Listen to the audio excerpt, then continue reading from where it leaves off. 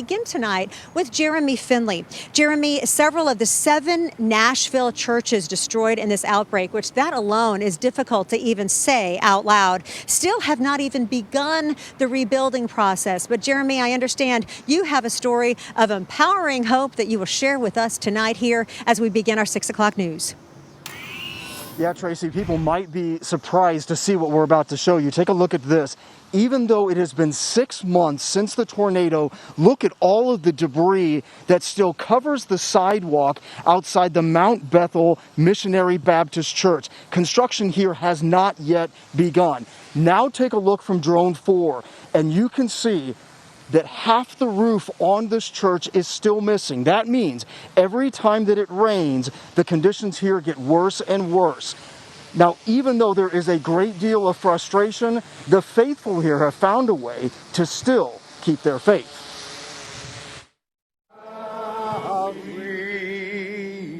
The bricks are missing. The steeple is gone. The congregation split from their house of worship. These bricks are the centerpiece of this community. Pastor Derek Moore doesn't sugarcoat it. His more than 150-year-old church is still in ruins. What's it like to see it in this condition? Well, it's certainly disheartening. With wires still down and only weeds standing instead of parishioners, Pastor Jaquez Boyd's church is also just as it was 6 months ago.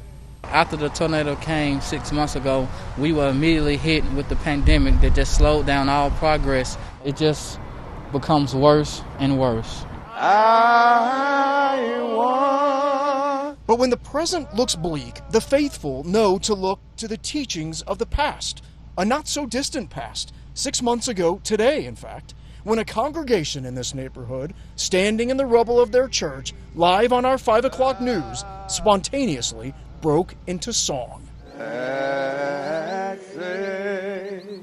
That moment has become a kind of new cornerstone for this faith community, a reminder that these are just buildings, they're churches still standing strong in their people. And even though these physical doors are closed, our church is always open. All right, we can show you that shot again from Drone 4, and it again really shows the reality of this situation. More than $16 million in damages at these 7 churches. The churches we spoke with have insurance, but it will not cover all the costs, including hiring people to oversee all the construction.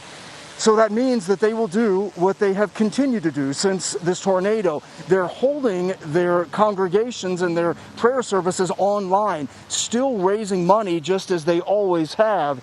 But as we've also shown you in this story, the 2 churches that we profiled, they have not given up their faith, and they hope to begin construction in the next month. Tracy?